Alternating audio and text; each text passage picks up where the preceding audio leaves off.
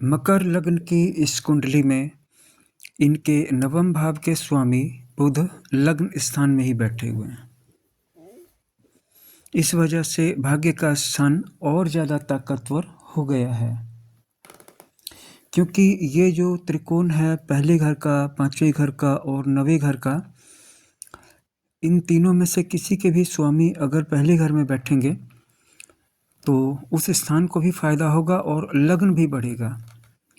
तो भाग्य स्थान ऑटोमेटिक पहले जितना ताकतवर था, इसके स्वामी के वहाँ पर जाने से और ज़्यादा ताकतवर हो गया है, क्योंकि देखिए मर्क्यूरी वहाँ पे बैठे हुए हैं।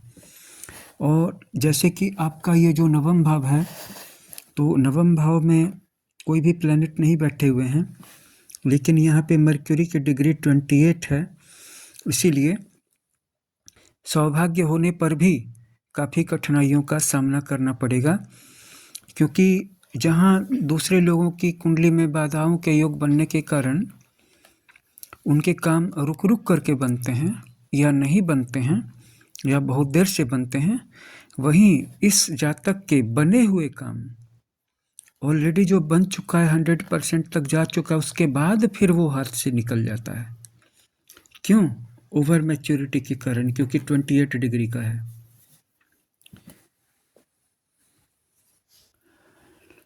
अब मकर लग्न की इस कुंडली में इनके एक त्रिकोण में आप देख लीजिए केतु भी बैठे हुए हैं, उसका क्या फल होगा। ये देखिए आप यहाँ पे केतु सिर्फ 3 डिग्री के हैं, तो 3 डिग्री का केतु है। और इसके अपोजिट में जहाँ पे राहु बैठे हैं, वहाँ पे प्लूटो भी सिर्फ 4 डिग्री के हैं। तो इस तरह से राहु, प्लूटो और केतु दोनों एक दूसरे से डीपली इंटरकनेक्टेड हैं। पांचवा भाव शिक्षा का भाव होता है। केतु पंचम भाव में होने से व्यक्ति को शिक्षा में रुचि की कमी हो सकती है, और साथ ही साथ केतु पंचम भाव में होने से व्यक्ति को बच्चों से जुड़ी समस्याएं हो सकती हैं, और केतु पंचम भाव में होने से व्यक्ति को रचनात्मकता और कलात्मक प्रतिभा हो सकती है उसके अंदर, लेकिन उन्हें मुद्रिकित करने में दिक्कत हो सकती है। मतलब उसके अंदर में जो भी टैलेंट है, स्किल है आर्टिस्टिक, वो उसको उतना फ़ायदा नहीं हो सकता है। वो सिर्फ कला उसके अंदर में रहेगी, just like a showpiece रहेगी, उससे कोई फ़ायदा होने वाला नहीं है। फिर ये भी है कि उसके केतु के 5वें भाव में होने से व्यक्ति को आध्यात्मिक विकास, ज्ञान और वैराग्य की प्राप्ति हो सकती है, और 5वें भाव में होने से व्यक्ति रचनात्मक लोगों या कलाकारों की तरफ आकर्षित हो सकता है। अब हम 11th हाउस में प्लूटो के परिणामों के बारे में भी जानकारी प्राप्त करेंगे, और इस बात का ध्यान रखेंगे कि 5वें घर में केतु के जो भी प्रभाव थे उसमें से कुछ अच्छे थे, कुछ अच्छे नहीं थे। तो केतु के ऊपर और 5वें भाव के ऊपर जो प्लूटो की दृष्टि पड़ रही है सप्तम वाली, उसका क्या असर होगा।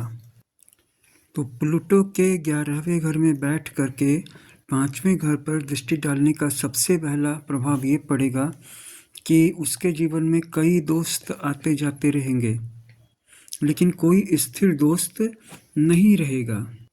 11वां भाव आपकी इच्छाओं और आकांक्षाओं का प्रतिनिधित्व भी करता है, लेकिन यहाँ पर राहु के साथ होने से उसके जीवन में किसी एक इच्छा का स्थान नहीं होगा, बल्कि कई सारी इच्छाएं पैदा होती रहेंगी। पुरानी इच्छा पूरी होगी। जिस समय पुरानी इच्छा पूरी नहीं हुई होगी, उस वक्त उसको लगेगा कि मानो वही इच्छा उसके लिए सब कुछ है, मानो इस इच्छा के पूरे होने पर उसके दुनिया की सारी खुशियां मिल जाएंगी। लेकिन जब वो इच्छा पूरी हो जाएगी तो इसके बाद उसको ऐसा प्रतीत होगा कि इतना समय बेकार गवाया, क्योंकि अब उसको ज़िंदगी की रियलिटी कुछ और ही, किसी और ही रूप में नज़र आ रही है।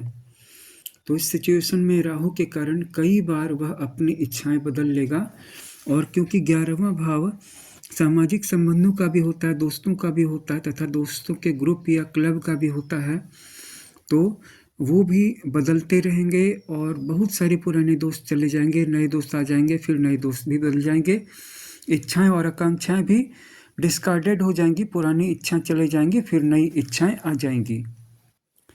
दसम स्थान में तुला राशि में वक्री गुरु का होना ये बतलाता है कि जैसा कि 5वें स्थान में केतु बैठा है तो उसकी सारी क्रिएटिव स्किल्स मुद्रित नहीं की जा सकेगी, मतलब वो होंगी उसके पास, लेकिन उससे वो अर्निंग नहीं कर सकेगा। वैसे ही एक शत्रु ग्रह जुपिटर, जो कि इसके लग्न के हिसाब से मकर लग्न में जुपिटर शत्रु होते हैं, अकारक होते हैं, तो 10वें घर में बैठ कर के वो सिर्फ इसके प्रोफेशन में बाधाएं ही पैदा करेंगे।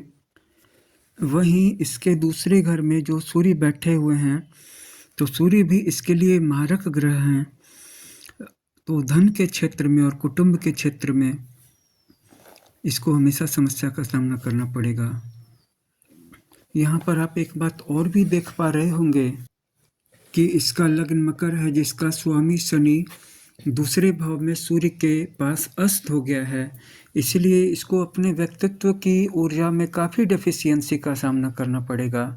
मतलब इसके खुद के अंदर में उतनी योग्यता नहीं होगी, वो टैलेंट नहीं होगा, वो सेल्फ डिसिप्लिन नहीं होगा, और आत्मविश्वास तो बेहद कमज़ोर होगा, मेहनत करने की क्षमता नहीं होगी, स्टेमिना नहीं होगा, इम्यूनिटी नहीं होगी, और जब इसको ज़रूरत पड़ेगी उसी समय इसका शरीर, इसका करेज, इसका हेल्थ इसको धोखा दे देगा।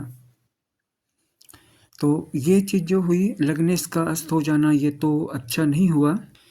इस कुंडली में एक बात बहुत अच्छी है कि इसके 5वें घर के स्वामी उच्च के हैं, यानी कि वृष राशि के स्वामी शुक्र यहाँ पे मीन राशि में उच्च के हो गए हैं, बट उनकी डिग्री बहुत कम है, जिससे ये पता चलता है कि इसके पास बहुत अच्छी संभावना है, लेकिन वो सभी नैसेंट स्टेज में हैं, यानी शैशवावस्था में हैं, शिशु की तरह हैं।